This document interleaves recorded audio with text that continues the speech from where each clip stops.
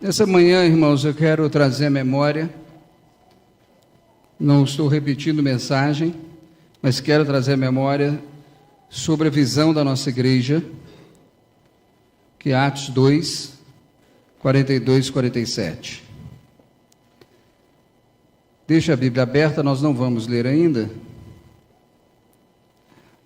Trazer a memória dos irmãos que a nossa igreja, desde congregação, ela vem caminhando nessa visão com o pastor Wesley, de sermos uma igreja parecida com a igreja primitiva, na visão de que o Senhor, pelo Espírito Santo, fez com que aquelas pessoas que se converteram se formassem ali um grupo como igreja. E ela foi se definindo no passar dos anos. Infelizmente, quando o Império Romano estava em decadência, e ele viu sua oportunidade na religiosidade de se prevalecer, então ele começou a mudar a igreja de Jesus. Eu lembro que lá na Universidade Católica eu perguntei à minha professora da história da igreja, e ela toda empolgada, falando sobre o pilar Pedro e Paulo, e contando toda a história. Eu interrompi depois da palavra dela, pedi uma parte e falei assim: cadê a igreja de Jesus? Ela ficou assim, sem entender a minha pergunta. E eu virei para ela e falei assim: a igreja que Jesus formou através dos apóstolos, não foi somente essa de Pedro e Paulo, que é considerada a igreja católica. Cadê a outra igreja? Cadê a igreja que foi colocada nas arenas, no Coliseu, para os leões trucidarem? Cadê a igreja? Aí ela falou assim: nós não temos relato. Eu falei: temos sim. Apesar da Bíblia ter uma história meio positivista, ela é história, é considerada história. Desculpa, mas eu acho que nós temos que rever essa matéria. Ela não gostou muito, mas também fazer o quê? Eu não estou lá discutindo ser pastor, e nem discutindo religião, estou discutindo história. E a verdade é essa, irmãos, que Atos 2, 42 e 47 foi a primeira igreja que começou a se reunir e se preocupar, formando diáconos, vendo as necessidades dos irmãos e caindo na graça do povo daquela cidade. E agora, irmãos, eu vejo sempre time de futebol, time de voleibol, time de handebol, equipes de arco e flecha, equipes de natação. Sempre vejo vencedores e se mantendo vencedores com algo muito importante por trás. Eu vejo famílias, ou melhor, eu vejo família, a sua, a minha talvez, não sei, mas eu vejo famílias que se mantêm firmes, porque tem algo muito especial por trás. Também, irmãos, amizades, elas prevalecem quando tem algo especial por trás. E eu queria, nessa manhã, pensar numa igreja relevante que precisa desse algo importante por trás. E eu, como pastor, essa manhã, desculpe os visitantes, não me entendam mal, eu quero trazer a memória porque a IBGEM tem fugido um pouquinho do princípio Atos 2, 42 e 47. E eu, como comandante imposto por Deus e não por escolha própria, né? Eu não posso deixar o barco ir bater na rocha. O farol está lá. Né? O domingo passado, que eu falei do farol Santa Marta, o farol está lá, aceso, mostrando que ali é um rochedo, e que o barco bater ali vai afundar. Então eu, como capitão, ou como comandante, ou como um simples marinheiro sem comandante, eu assumi a postura e a patente de oficial, né, ô Boaz? Sobrou para mim de dizer à igreja que nós vamos retomar Atos 2, 42 e 47. E é nessa manhã que eu quero falar isso. E o que é esse importante? Comunhão. Comunhão. Porque através da comunhão nós vamos abrir um leque aqui para nós conversarmos com a igreja e trazer a memória das nossas características relevantes da igreja que vive comunhão. Atos 2, 42 e 47. Então, irmãos, vamos ler Atos 2, 42 e 47. Compartilhe a Bíblia, quem está sem Bíblia. Quem está no seu smartphone, desligado o Wi-Fi e também a sua internet, para que você não seja interrompido por Satanás, porque vai vibrar aí vai receber um zap, vai receber sei lá o quê, aí o Satanás já tira você da palavra. Diz o seguinte, abre na linguagem da NVI, que é a minha, se você puder.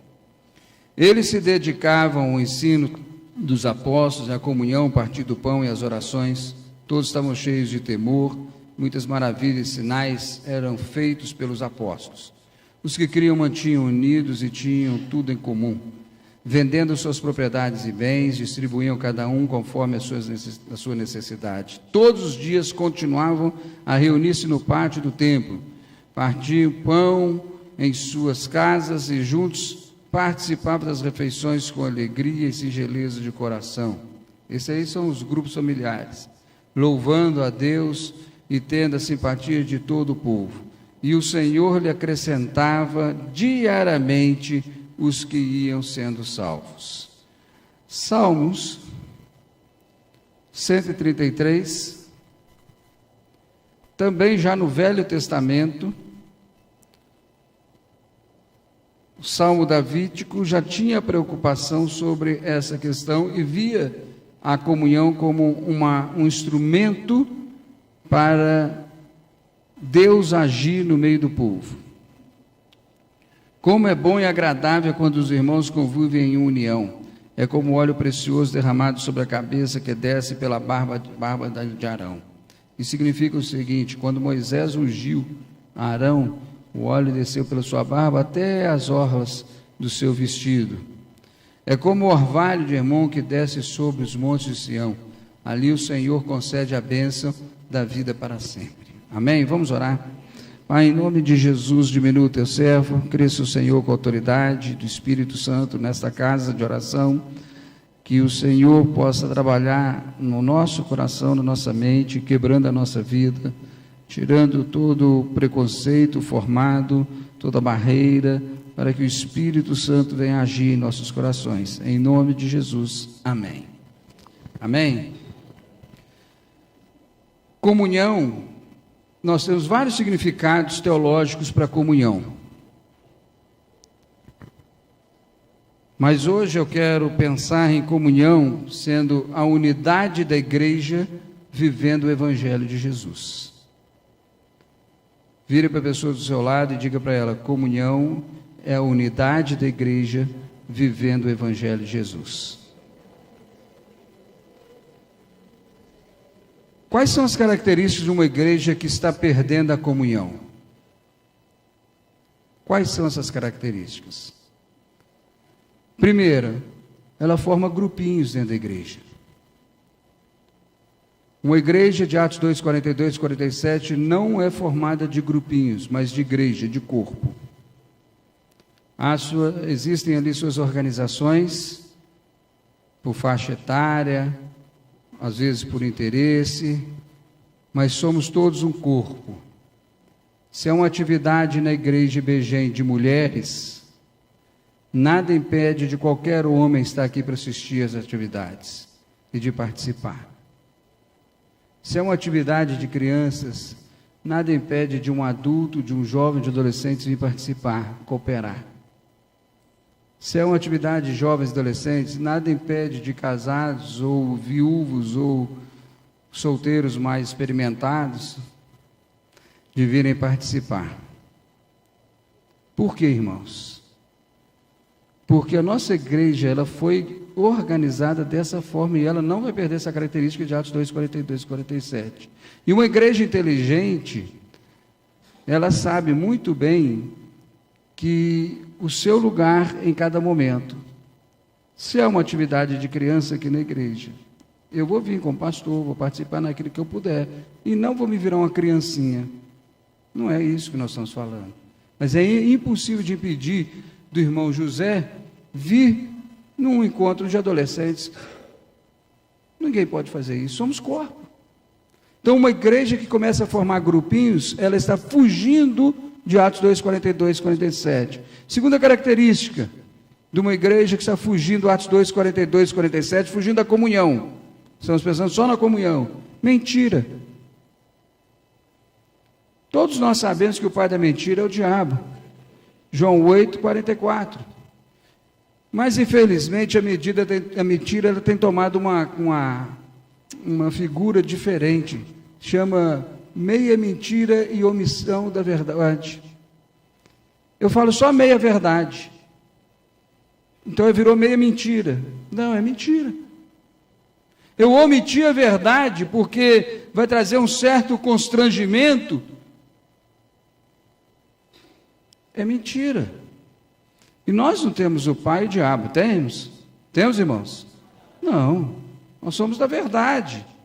Então, quando há mentira, Satanás, na sua infinita sabedoria, como príncipe das trevas, e a palavra diabo, um dos significados é estar no meio para dividir, isso namoro, casamento, igreja, empresas, tudo que ele acha que ele pode prejudicar, ele vai fazer. E a mentira é a arma poderosa que ele tem.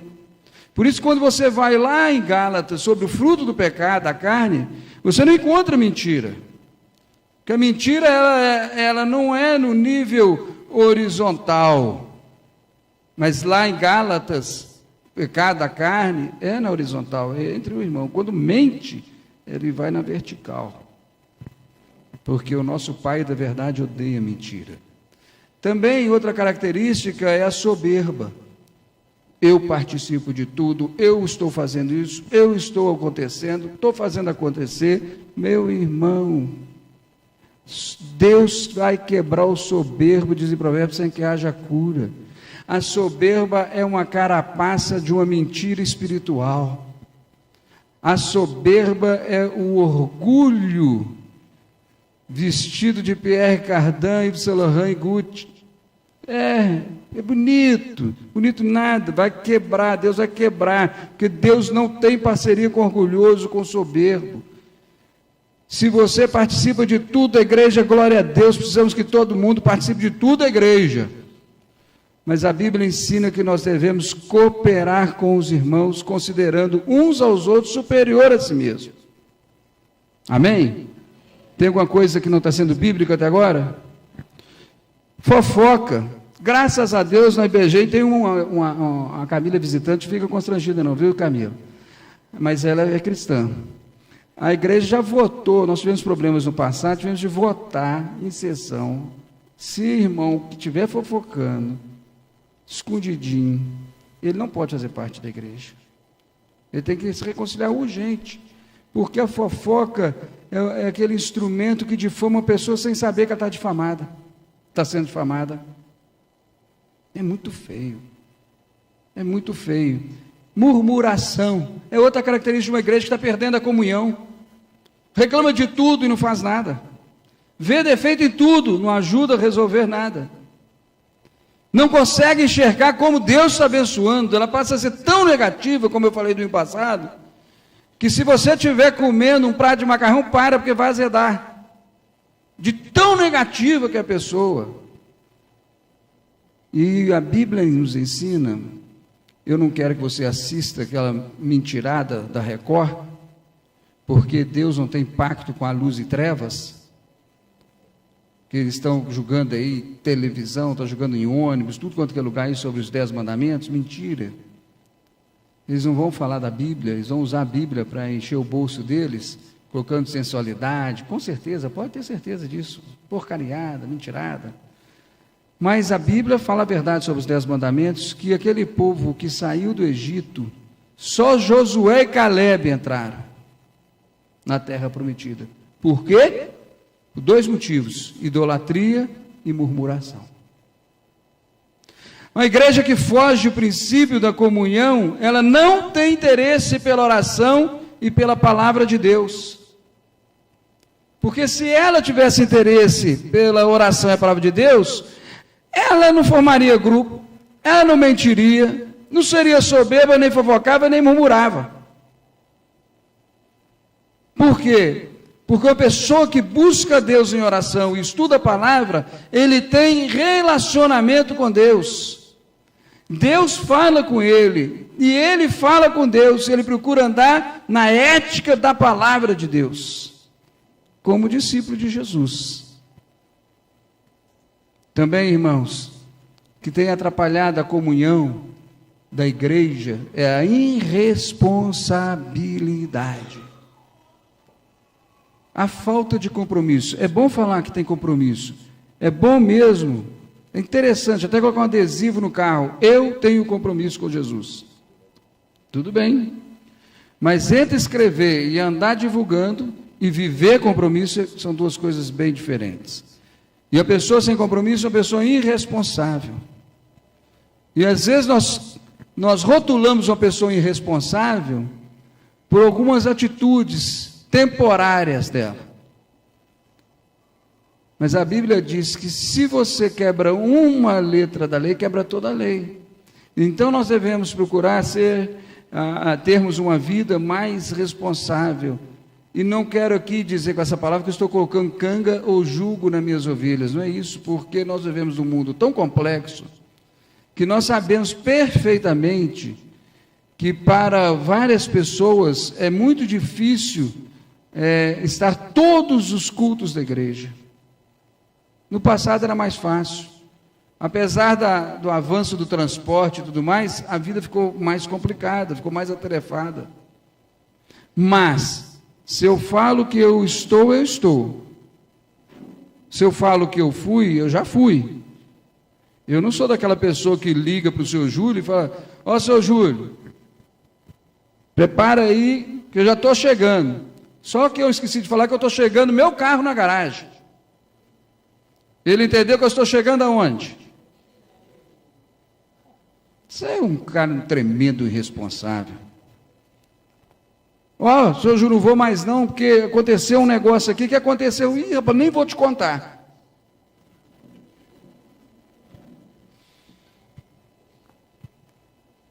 E por último, contenda entre os irmãos. Contenda velada. Briguei com o Sandro, não olho para a cara dele, não quero saber dele. E contenda não velada. Eu não gosto do Sandro, mas paz, irmão. Deus te abençoe. Isso é uma bênção.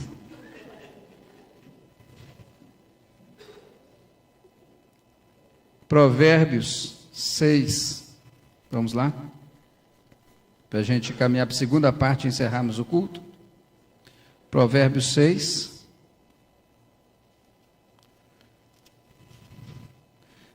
Versículo 16.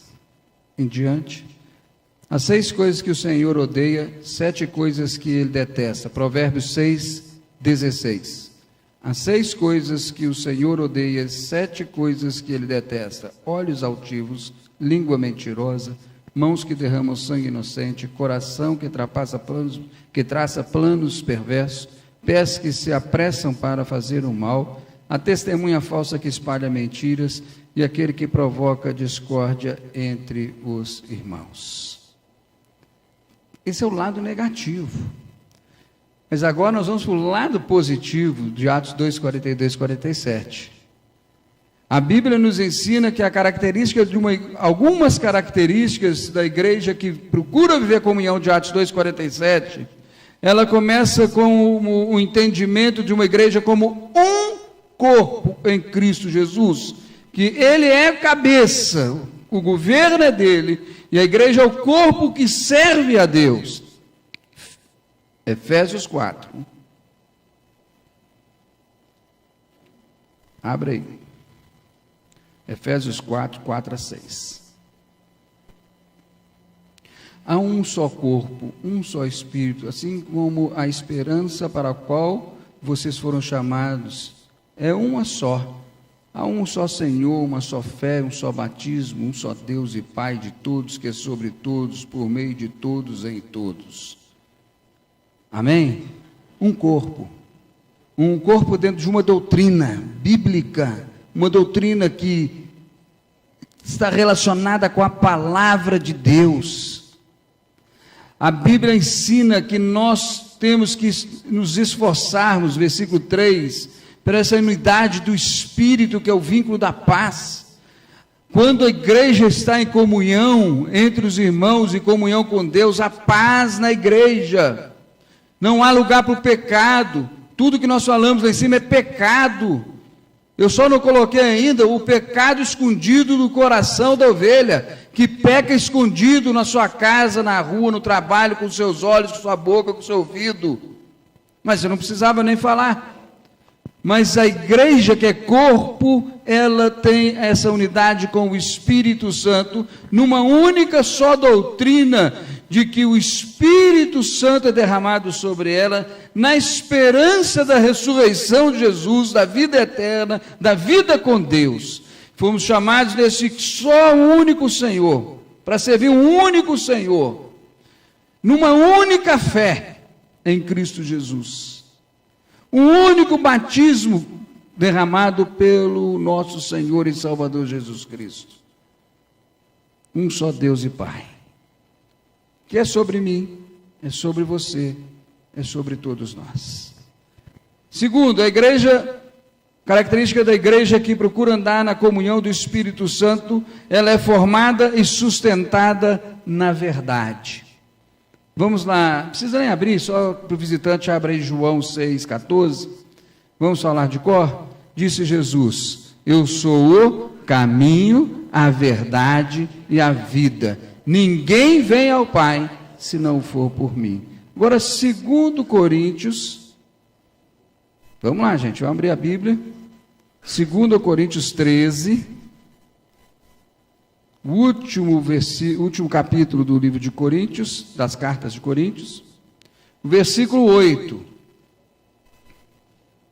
Pois nada podemos contra a verdade, mas somente em favor da verdade.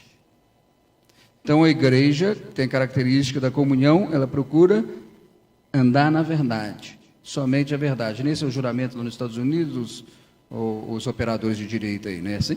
Que eles põem na mão na Bíblia e dizem. A igreja, terceiro, a igreja não mede esforço para ajudar o outro. O irmão tem uma necessidade, ele compartilha a necessidade, porque uma coisa interessante na igreja é que não tem nenhum Deus. Tem um Deus, mas nós não somos deuses, nem semideuses. Porque se fosse assim, eu não sei se nós seríamos melhores ou piores. Melhores porque nós saberíamos da necessidade do irmão, não precisava falar, a gente ia ajudar. Piores porque nós saberíamos da necessidade do irmão e não iríamos ajudar. Mas como a Bíblia nos dá o livre-arbítrio para agirmos, então eu, Wesley, compartilho a minha necessidade. E não tendo vergonha dela, eu estou cumprindo a lei de Cristo em compartilhar minha necessidade. Gálatas 6,2 diz o quê? Carregai as cargas uns dos outros, e assim cumprireis com o mandamento ou com as leis de Cristo. Então, irmão, quando você esconde a verdade, não compartilha, irmão, olha, eu estou doente assim, irmão, estou passando essa luta, essa necessidade, ora por mim. Você está fugindo do princípio da comunhão de Atos 2, 42, 47. Ah, pastor, mas se eu falar, vai ser uma fofocaiada. Eu falei assim, quem fofocar não está no corpo. Aí vai ser identificado, porque igreja é isso, irmãos. A igreja é um lugar terapêutico também. A igreja é um lugar terapêutico. E você tem que comunicar à igreja que está passando uma luta, não estou indo na igreja porque eu estou enfermo, aí o pastor tem que tomar atitude, o membro tem que tomar atitude, o grupo de comunhão tem que tomar atitude, a igreja vai orar. Então, irmãos, comunhão viva na igreja, ela percebe a necessidade um do outro. E nós, que somos necessitados, temos que compartilhar essa necessidade. Também a igreja se alegra com a palavra de Deus, mesmo se for para correção. É muito bom a caixinha de promessas, porque só tem coisa boa. Deve existir, não sei se, olha, não vai fazer isso, que isso é do diabo. Mas a pessoa que inventar uma caixinha de promessas da super prosperidade do Senhor, quando ele pegar, vai queimar o dedinho dele, vai rodar com o sapatinho de fogo e vai ser vencedor, vai ficar rico. Ele vai escolher um punhado de versículos que só fala disso. Eu gosto da caixinha de promessas, tem muitas promessas realmente, são promessas da palavra de Deus para nós. Mas a Bíblia tem outras promessas que nós precisamos cumprir, que são duras para o nosso entendimento. É como quando você corta lá na roça, você não tem mercúrio, você não tem metiolate, você não tem água oxigenada, você tem sabão, sal e azeite. Então você lava com sabão, faz uma mistura de sal com azeite e joga ali, você vai ver a lua, ver o céu. Só não vai ver Deus que não pode ver, mas vai ao terceiro céu igual o apóstolo Paulo e volta de tanta dor. Mas não vai deixar infeccionar. Meu pai tinha um corte, não sei se o Caquinho lembra disso, Luciano. Meu pai tinha um corte debaixo do braço que vinha daqui de trás até aqui em cima no ombro. Eu falei, pai, como é que o senhor cortou isso? Ele dirigia o boi de arado, né? E tinha um boi bravo, o principal era bravo. E ele empacou, ele foi lá cutucar o boi levantou ele pelo braço, no chifre. Sabe como é que foi o tratamento dele? O que eu acabei de falar, por isso que eu estou falando, aprendi. E minha avó encheu de sal, meu papai falou assim, Deus foi tão bom que não arrancou nenhum nervo do lugar, nada, só rasgou o músculo dele. Vamos ler dois textos da palavra de Deus, 2 Timóteo, e depois mais um texto e vamos encerrar. 2 Timóteo 3,16. 2 Timóteo 3,16. Toda a Escritura é inspirada por Deus e útil para o ensino, para a repreensão, para a correção, para a instrução na justiça. Toda a Escritura é o quê? Inspirada. Por quem? E útil para quem? Para nós. Para quê? Para nos ensinar, repreender, corrigir, instruir na justiça.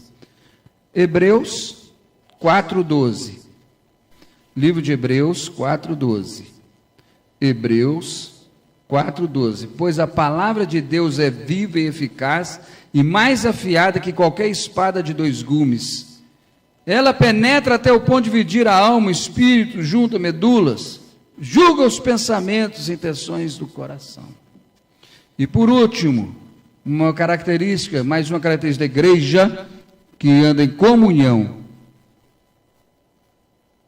Ela se divide em duas, que é a oração, duas características aí, num conjunto só, a oração e pregação. Tessalonicenses 5,17 diz o quê? Orai sem, 1 Tessalonicenses 5,17, orai sem, então a vida de oração, não é uma vida contínua de repetição, é vida de oração, é estar em comunhão com Deus, e em algum desses momentos você tem que parar e falar assim, Deus, e orar da uma forma tradicional. E Mateus 28, 19 a 20, diz lá o quê? Ide por todo o mundo, fazei discípulos de todas as nações, batizando-os em nome do Pai, do Filho e do Espírito Santo, ensinando a guardar todas as coisas que vos tenho mandado, e eis que estou convosco até a consumação dos séculos. Mateus 28, 19 e 20. A igreja que anda e busca permanecer nessa comunhão bíblica de Atos 2, 42, 47, tem essas características. E essas são somente algumas características que procuram agradar o coração de Deus através da verdadeira comunhão de Atos 2, 47, e que Deus é soberano sobre todas as coisas. Então, é inaceitável grupinhos, mentira, soberba, fofoca, murmuração, desinteresse pela oração, pela palavra de Deus, irresponsabilidade, contenda entre os irmãos, velada ou não. Mas é característica que devemos buscar toda a intensidade de oração. O quê? Entendermos que somos um corpo. Não quer fazer parte? então a IBGEM não é o melhor lugar para você servir a Deus. Porque para servir a Deus em IBGEM, você tem que entender que você faz parte do corpo. Se você fica doente, nós sofremos. Se você é abençoado por Deus numa outra área, nós nos alegramos com você. A sua alegria, a nossa alegria, a sua tristeza é a nossa tristeza. E nós devemos começar a compartilhar assim um com o outro, porque é mesmo. Por exemplo, você sabia que o Sandro, ele alcançou uma grande vitória agora lá no Uruguai? Ele é um dos 8 escolhidos no mundo inteiro para uma empresa, para que ele possa prestar serviço para essa empresa, qualificado para essa empresa multinacional, na área dele. 8 no mundo. Você tem que ficar feliz de ter um irmão assim dentro da igreja. Você tem que ficar feliz como uma irmã Rita que se dispõe a sair e ajudar todo mundo caladinho. Você tem que estar feliz com o irmão José, que deu sua vida na obra missionária e está aí com a sua alegria, alegrando a igreja, e não para de pregar o evangelho por onde que ele vai, todo ônibus que ele entra prega o evangelho. Você tem que ser feliz com o Maurício, que trabalha na sua área profissional da serralheria, e assim por diante, poderia falar de cada um de vocês. Todos vocês são preciosos para o corpo de Cristo, somos um corpo. Até o mesmo, aquele irmãozinho mais devagar, quem é? Levanta a mão. Brincadeirinha. É importante no corpo de Cristo. Não existe pessoa que não é importante, existe pessoa com mais dificuldade, e aquilo dá uma carga na gente, e a gente fica desanimado. Eu já desanimei com alguns, mas no espírito eu não desanimo, eu continuo orando, continuo mandando mensagem, continuo correndo atrás, porque eu creio que pode ser um momento temporário da vida dele, e eles vencer e acordar.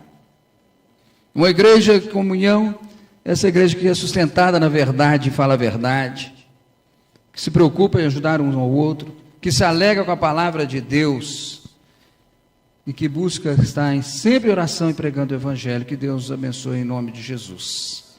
Vamos orar. Pai, em nome de Jesus, no poder do Espírito Santo, te damos graças.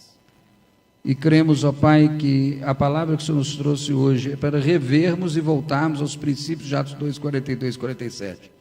Não podemos esquecer que o Senhor é o Deus da igreja, o Senhor da igreja, e o que nós estudamos na Tua palavra agrada ao Teu coração, e não o nosso coração. Queremos que as ovelhas sejam ovelhas na palavra, e procurem viver a verdade da palavra, porque assim elas serão abençoadas e satisfeitas no Senhor, como diz a Tua palavra, para que a alegria do Senhor seja completa na vida delas. Nós te damos graças por cada um que está aqui, por aqueles que não puderam vir, que o Senhor esteja abençoando onde eles estiverem, livrando o mal, dando saúde para cada um deles. É a nossa oração em nome de Jesus. Amém. Amém.